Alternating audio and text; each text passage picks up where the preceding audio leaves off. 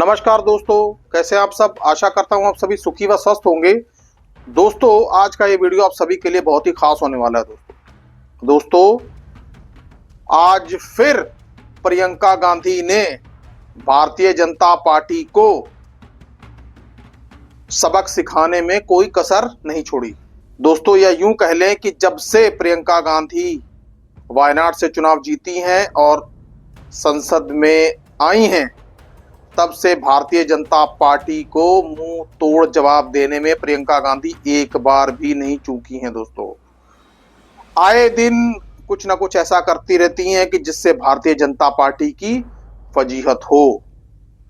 दोस्तों, आज प्रियंका गांधी ने अपने बैग में एक ऐसा मैसेज दिया, एक बैग में एक छपा एक ऐसा मैसेज दिया कि जिसको देखकर शायद भारतीय जनता पार्टी को मिर्ची लगनी तय है। दोस्तों, जैसा कि आप सभी जानते ही हैं कि बांग्लादेश में किस तरह से हिंदू और ईसाइयों पर जबरदस्त रूप से अत्याचार हो रहे हैं। दोस्तों, अब प्रियंका गांधी ने अपने बैग पे छपी एक पिक्चर को दिखाया और यह संदेश देने की कोशिश की कि भारत सरकार को बांग्लादेश के मामले में इंटरफेयर करना चाहिए। दोस्तों, क्योंकि भारत के कई हिंदू नागरिक बांग्लादेश में रह रहे हैं। दोस्तों, और भारत सरकार को इस पर सख्त कदम उठाना चाहिए।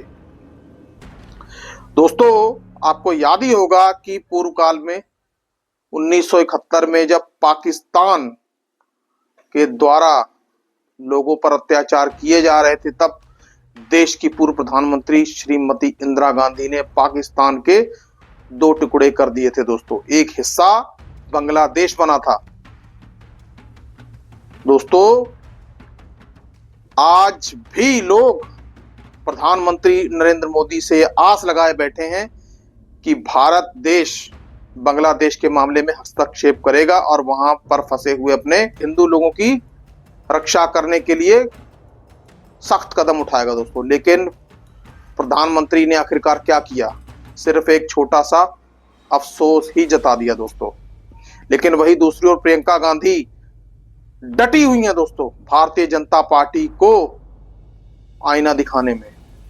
दोस्तों, आज संसद के बाहर एक ऐसा नजारा देखने को मिला कि जिसे देखकर भारतीय जनता पार्टी सख्ते में आ गई। प्रियंका गांधी कुछ सांसदों के साथ संसद के बाहर किस तरह से नारेबाजी कर रही थी। दोस्तों, प्रदर्शन कर रही थी। दोस्तों, जरा देखिए कि किस तरह से प्रियंका गांधी सांसदों के साथ प्रदर्शन कर रही हैं। दोस्तों, और नारे भी लग रहे हैं। दोस्तों,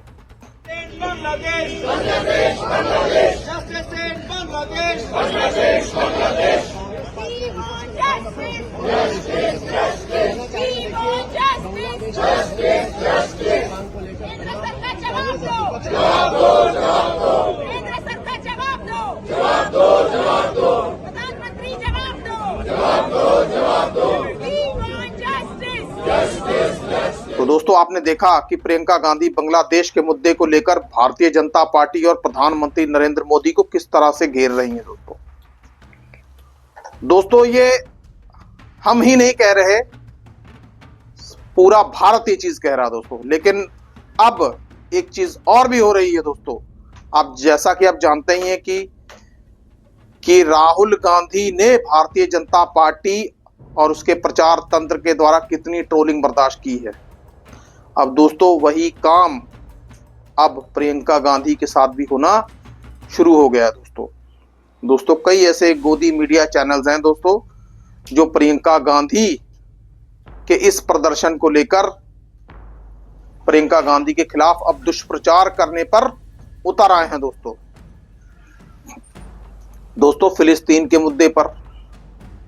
दोस्तों, फिलिस्तीन के साथ तो भारत के दोस्ताना रिश्ते हैं। दोस्तों, तो फिर ये गोदी मीडिया फिलिस्तीन के ऊपर निशाना क्यों साध रही है। दोस्तों, आखिरकार जिस प्रकार से भारतीय जनता पार्टी और उसके trollers, so called trollers, Priyanka Gandhi के खिलाफ दुष्प्रचार करने में जुटे हुए हैं। दोस्तों, ये अपने आप में बहुत ही ज्यादा शर्मनाक है। दोस्तों, जी न्यूज ने तो हद ही कर दी है दोस्तों। जरा देखिए क्या लिखा है दोस्तों। दोस्तों और भी कई सारे गोदी मीडिया चैनल्स जिन्होंने इस मुद्दे पर प्रियंका गांधी के खिलाफ दुष्प्रचार करने में कोई भी कसर नहीं छोड़ी दोस्तों।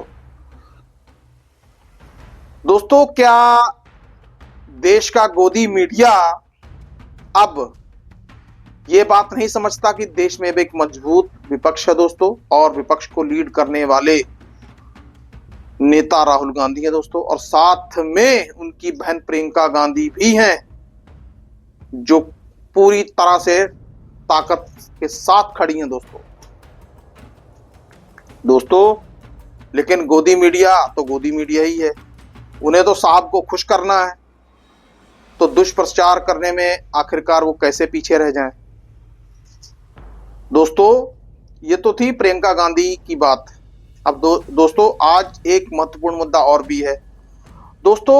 संसद में आज वन नेशन वन इलेक्शन का भी बिल पेश किया गया दोस्तों उस पर वोटिंग हुई और भारतीय जनता पार्टी को 269 वोट्स मिले और वहीं विपक्ष को 198। दोस्तों खैर जिस तरह से वन नेशन वन इलेक्शन का बिल लाया गया दोस्तों, और उम्मीद की जा रही है कि इस बिल को शायद जेपीसी में भी भेज दिया जाए दोस्तों।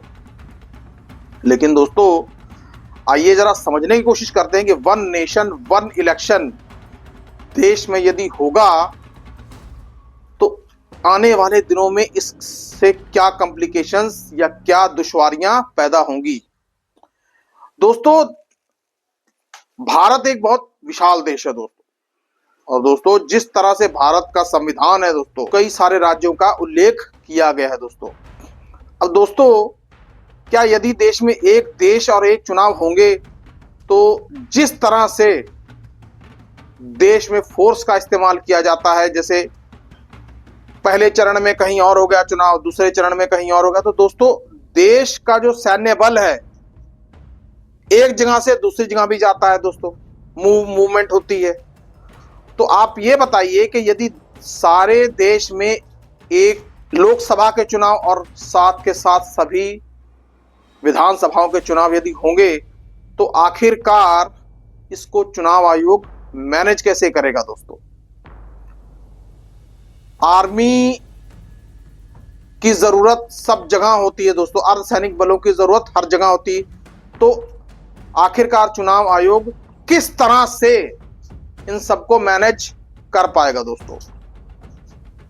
दोस्तों जबकि देश की सुरक्षा भी बहुत जरूरी है दोस्तों। मैंने अपने पिछले कुछ वीडियोस में यह भी कहा था कि चुनाव आयोग 9 विधानसभा 10 यूपी की 10 विधानसभा सीटों पर तो चुनाव करवा नहीं पा रहा, महाराष्ट्र और हरियाणा के चुनाव तो एक साथ करवा नहीं पा रहा, तो ये एक देश एक चुनाव की बात कैसे सत्य हो पाएगी दोस्तों, ये कैसे धरातल पर आ जाएगी